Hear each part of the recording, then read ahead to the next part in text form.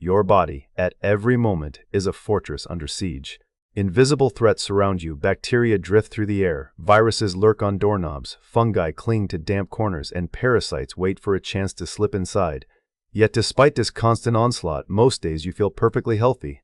Wounds heal, colds come and go, and infections are often kept at bay before you even notice their presence. This remarkable resilience is the work of your immune system, a vast, intricate network of organs, cells, and molecules working together in a ceaseless campaign to keep you safe.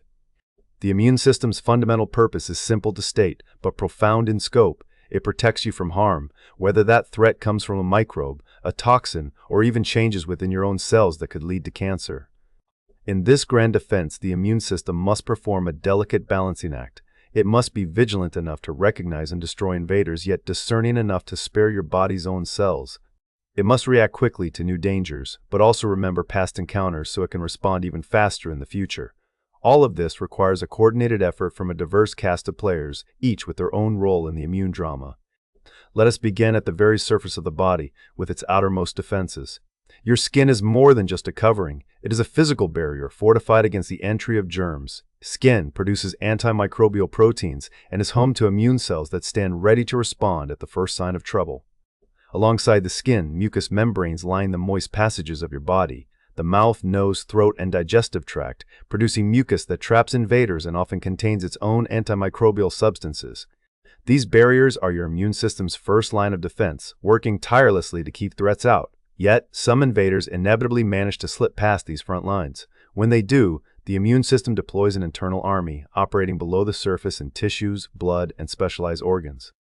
This army is organized into a network known as the lymphatic system, which includes both primary and secondary sites of immune activity. The primary lymphoid organs are the bone marrow and the thymus, while secondary lymphoid organs include the lymph nodes, spleen, tonsils, and the mucosal tissues scattered throughout the body. Bone marrow, nestled deep inside your bones, is the birthplace of all immune cells. Within this spongy tissue, stem cells divide and mature into a variety of specialized defenders. Some of these cells, known as white blood cells, are the immune system's frontline soldiers. White blood cells patrol the body by circulating through the blood and lymphatic vessels, constantly on the lookout for signs of trouble. When they detect a threat, they converge on the site, ready to neutralize the invader. Among these white blood cells are several key types, each with specific responsibilities. While the research context does not detail every type, it is clear that these cells play a central role in both recognizing and attacking foreign invaders. Some white blood cells are part of the body's rapid general response, attacking anything that appears foreign, while others are more specialized, mounting targeted attacks against specific threats and retaining the memory of past encounters for faster action in the future. The thymus is another critical organ in this system, serving as a schoolhouse for particular immune cells called T lymphocytes or T cells. Here, T cells mature and learn to distinguish between the body's own cells and those that are foreign or abnormal. This training is essential. If T cells cannot tell friend from foe, the immune system could turn against the body itself, leading to autoimmune disorders. Your spleen, meanwhile, acts as a filter and a reservoir. It helps make antibodies, proteins that can neutralize or mark invaders for destruction, and it also removes old or damaged red blood cells from circulation. Lymph nodes, distributed throughout the body like tiny security checkpoints, filter lymph fluid and provide meeting places for immune cells to communicate, coordinate, and launch their responses.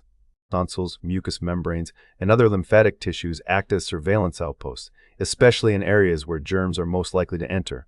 Beyond these organs and tissues, the immune system's arsenal includes an array of proteins and chemicals. Antibodies produced by certain white blood cells are molecular scouts. They recognize specific features or antigens on the surfaces of invaders, binding to them and marking them for destruction. The complement system. A group of proteins circulating in the blood works alongside antibodies to attack and break down germs, often destroying them directly. Central to the immune system's function is its remarkable ability to distinguish between what belongs in the body and what does not. It does this by recognizing subtle chemical cues on the surfaces of cells. Healthy cells display certain patterns, sometimes called danger-associated molecular patterns, or DAMPs, that signal all is well. Invaders, by contrast, carry pathogen-associated molecular patterns, or PAMPs, that alert the immune system to their presence. When immune cells detect these foreign patterns, they activate to kill germs, limit harm, and begin the healing process. But the immune system's work is not limited to defense against infection.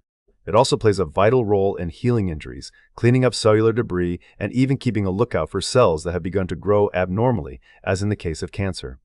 When a wound occurs, immune cells rush to the site, clearing away damaged tissue and orchestrating the repair process. If a cell begins to behave in ways that suggest cancerous change, the immune system can sometimes recognize and eliminate it before it has a chance to multiply out of control. One of the immune system's most remarkable features is its capacity for memory.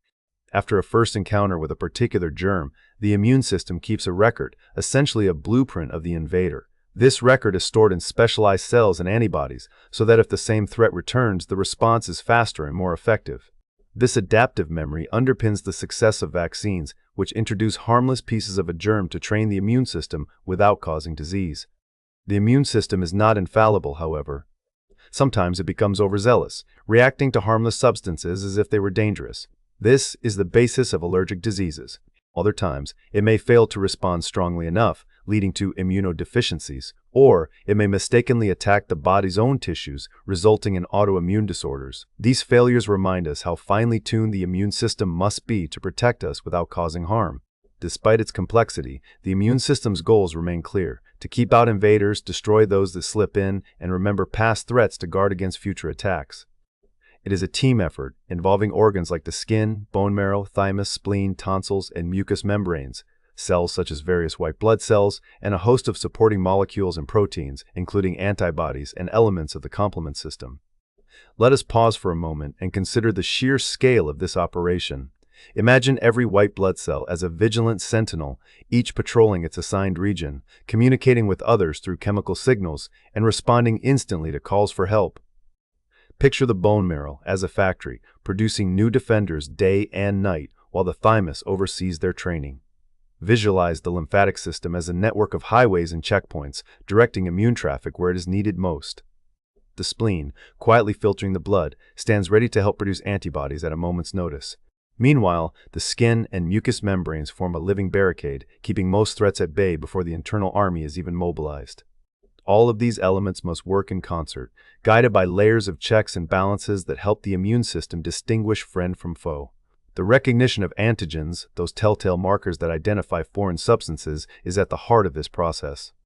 When an antigen is detected, immune cells spring into action, launching a response designed to neutralize the threat. Once the danger has passed, the system winds down its attack, returning to a state of readiness for the next challenge. The immune system's reach extends into nearly every corner of the body. Its organs are found throughout: bone marrow hidden in bones, the thymus sitting just above the heart, lymph nodes clustered in the neck, armpits, and groin, the spleen tucked under the ribcage on the left side, and the tonsils ringing the throat as the first line of defense against airborne and ingested germs. Even the skin, which seems so passive, is studded with immune cells and produces chemicals that deter invaders. All immune cells originate from stem cells in the bone marrow. These precursors give rise to the full array of defenders, both those that provide immediate, non-specific protection and those that mount targeted, remembered responses. The thymus ensures that T cells mature properly, while the spleen and lymph nodes serve as hubs for immune activity, filtering fluids, trapping invaders, and coordinating attacks. The immune system, then, is not a single organ or a solitary force, but a dynamic, interconnected web. Its ability to protect against bacteria, viruses, fungi, parasites, and even cancer cells is a testament to the power of cooperation within the body. It adapts to new challenges, learning from each encounter, and strives to limit harm, heal damage, and return the body to balance after an attack. We may not always be aware of the immune system's work, but without it, the world would be a far more dangerous place. Its vigilance allows us to recover from injuries, resist infection, and thrive in an environment filled with potential threats. Though it sometimes falters, its successes are constant and vital. In the chapters to come, we will explore in more detail how each part of this system operates, how it recognizes and responds to danger, and what happens when its delicate balance is disrupted. For now, it is enough to appreciate the immune system's foundational role in health, a silent guardian, always at work, defending the body from within. Imagine the body as a fortress, alive with sentinels, messengers, and specialized guards, each uniquely equipped to repel invaders. This fortress does not depend on a single wall or a lone strategy. Instead, It is protected by a layered, collaborative security system, working tirelessly to keep threats at bay. At the core of this defense are two complementary branches, the innate and adaptive arms of immunity. Each follows its own rules, with distinct strengths and weaknesses, and together they form a dynamic partnership essential for survival. The first to respond, always vigilant, is the innate immune system. This ancient inherited defense is present from birth and found in all multicellular organisms. Its job is to watch for the broadest signs of trouble, acting immediately and without hesitation. The cells and molecules of the innate system do not wait for detailed intelligence about the enemy. They recognize general patterns, molecular signatures common to many invaders, and leap into action as soon as a threat is suspected. Within moments of a breach, innate defenders converge on the scene. Among the most formidable are the phagocytes, cells like macrophages and neutrophils that patrol tissues and the bloodstream.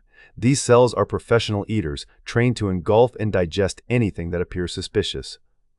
Their recognition skills rely on pattern detection. They excel at spotting molecules widely shared among bacteria or viruses but absent from healthy host cells.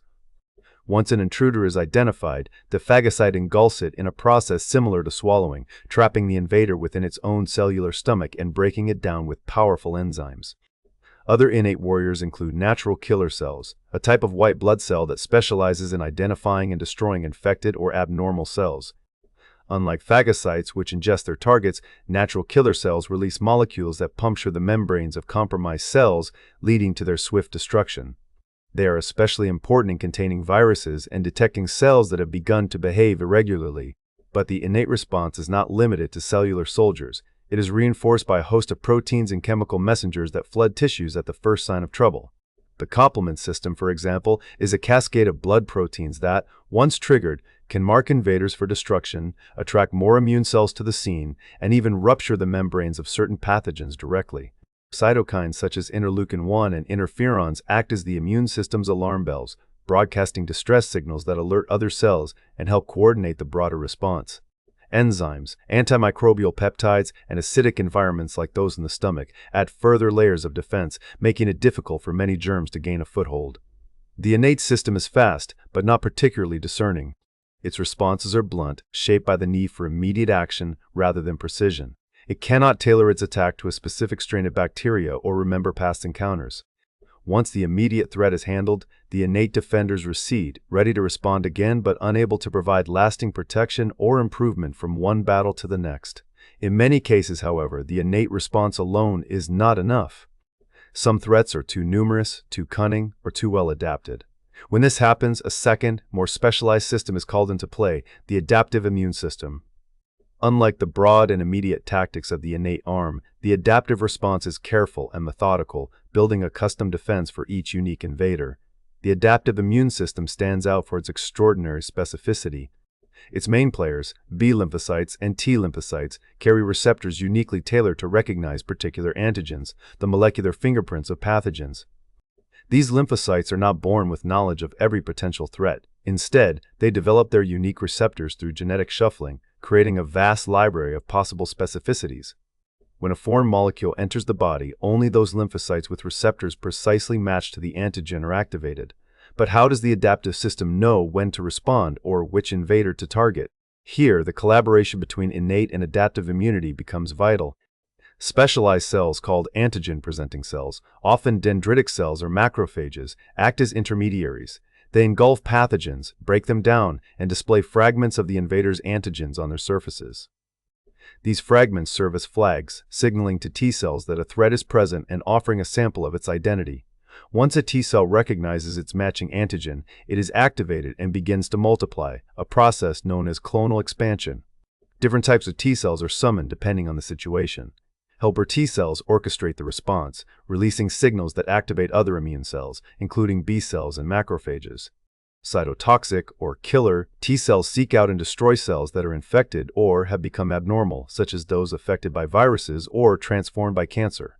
B cells, once activated, take on the role of antibody producers. Antibodies are proteins that can bind specifically to the antigens of pathogens, tagging them for destruction or neutralizing them directly. This antibody response does not happen instantly. It takes several days for B cells to ramp up production after first encountering a new antigen. But once established, antibodies circulate throughout the body, providing a powerful and highly specific means of defense. A remarkable feature of the adaptive system is its ability to remember. After an infection has been cleared, some B and T cells persist as memory cells. These memory lymphocytes patrol the body, ready to mount a faster and more effective response should the same invader return. This immunological memory forms the foundation of long-lasting protection, distinguishing adaptive immunity from the more transient defenses of the innate system. The interplay between these two arms of immunity is not a simple handoff, but a finely tuned partnership. The innate system contains the early stages of infection, buying precious time for the adaptive defenders to organize. At the same time, signals from innate cells help shape the adaptive response, ensuring it is proportional and targeted. Once the adaptive system is engaged, it not only clears the infection but also helps dismantle the battlefield, removing dead cells and lingering invaders, and signaling when it is time to restore balance. Although the adaptive system is highly specific, it is also slower to act. The first encounter with a pathogen can take several days before a meaningful adaptive response is mounted, during which time the innate defenders must hold the line. The effectiveness of the adaptive response is evident in the phenomenon known as seroconversion, where the appearance of antibodies in the blood marks the turning point in recovery from an infection. The immune system must also tread carefully to avoid friendly fire. Both innate and adaptive defenses are equipped with mechanisms to distinguish self from non-self. This discrimination is essential. A misstep can lead to the immune system attacking the body's own tissues. Molecules known as major histocompatibility complex class 1, or MHC 1, help display internal cellular contents for surveillance by T cells, providing a way for immune cells to monitor for abnormal or infected cells without targeting healthy ones. Sometimes, the immune system receives help from outside sources. Passive immunity, for example, occurs when antibodies are transferred from one individual to another, such as a newborn receiving maternal antibodies. While this provides immediate protection, it does not confer the lasting memory that comes from the body's own adaptive response. The complementarity of innate and adaptive immunity is essential not only for defense against infection, but also for the development of vaccines and therapies. Understanding how these systems interact, how innate cells activate adaptive responses, how memory is generated and maintained, remains a focus of ongoing research. It is this sophisticated partnership, with its blend of speed, versatility, and precision, that allows the immune system to navigate the constant threat of infection while minimizing harm to the host. In the end, the immune system's layered protection is both robust and adaptable. The innate arm provides immediate, broad-spectrum defense, rallying at the first sign of trouble and containing threats long enough for the adaptive system to prepare its tailored attack. The adaptive arm, though slower to respond, delivers highly specific and long-lasting protection, remembering past battles and adapting to new challenges. Together, these layers create a living shield, one that is at once ancient and ever-evolving, vigilant and wise, capable of learning from experience and responding with increasing sophistication to the world's invisible dangers. Every day, the immune system faces a shifting landscape of microscopic threats, viruses, bacteria, and countless other pathogens. It is a relentless defender, not only recognizing intruders it has never encountered before, but also remembering past battles to mount a more efficient response the next time. When a virus enters the body, for example, the immune system springs into action almost immediately. The first responders belong to what scientists call the innate immune response. This branch acts within minutes or hours, deploying a broad and dependable arsenal. Inflammation is one of its signature tactics, a coordinated surge that brings immune cells, fluids, and molecules to the site of invasion. While inflammation is necessary to contain and address the threat, it can sometimes inflict collateral damage on healthy tissue, an unfortunate but sometimes unavoidable cost of the battle. If the invader persists, the adaptive immune response is called into play. This system takes longer to mobilize, but when it does, its attack is precise, targeting the unique signature of the pathogen with remarkable specificity. The adaptive response not only clears the infection, but also leaves behind a lasting memory, preparing the body to respond even more swiftly if the same microbe returns. This two-pronged approach, fast but general, followed by slow but specific, has allowed humans and other animals to survive in a world teeming with potential dangers. Yet, as remarkable as this system is, it is not infallible. Sometimes, the immune system's ability to distinguish friend from foe falters, leading to errors with serious consequences. In autoimmune diseases, the body's defenses turn inward, mistaking healthy tissues for dangerous invaders. The reasons for this malfunction are complex and not fully understood. Genetic predispositions play a role, as do environmental factors, perhaps a specific infection, a chemical exposure, or other unknown triggers. What is clear is that autoimmunity represents a fundamental malfunction, a case of mistaken identity that leads to chronic and sometimes devastating illness. Autoimmune diseases are surprisingly common. In the United States alone, it is estimated that around 8% of the population is affected by one of these disorders. That translates to millions of people living with conditions in which their immune systems have turned against them. The list of autoimmune diseases is long, between 80 and 150, depending on how they are classified. Each targets different tissues or organs, but all share the hallmark of self-destruction. Immune cells, or autoantibodies, meant to attack invaders, instead recognize and damage the body's own molecules. In rheumatoid arthritis, the joints become inflamed and painful. In type 1 diabetes, insulin-producing cells in the pancreas are destroyed. In lupus, a wide variety of tissues can be affected, from the skin to the kidneys to the nervous system. Graves' disease, another example, targets the thyroid gland, throwing metabolism into disarray. The chronic nature of autoimmune diseases makes them particularly challenging.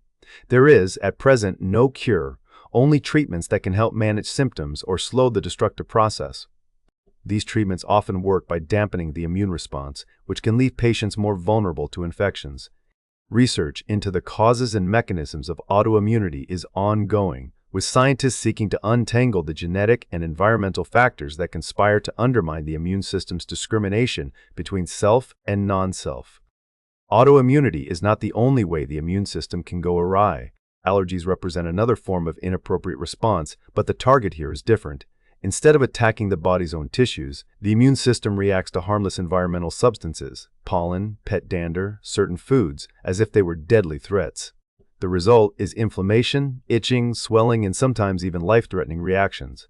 Both allergies and autoimmune diseases involve the immune system misfiring, but they differ in their targets: self-antigens in autoimmunity and innocuous foreign antigens in allergy. The types of immune cells involved can also differ, as do the underlying genetic susceptibilities. In both cases, however, the immune system's extraordinary vigilance is turned against the wrong target, with consequences that range from bothersome to debilitating. The reasons for these inappropriate immune responses are not fully understood. Genetics certainly play a role, predisposing some individuals to allergies, others to autoimmunity. Environmental exposures may tip the balance, sometimes in ways that are difficult to trace. It is a testament to the complexity of the immune system that, despite decades of research, the precise triggers and mechanisms remain elusive in many cases.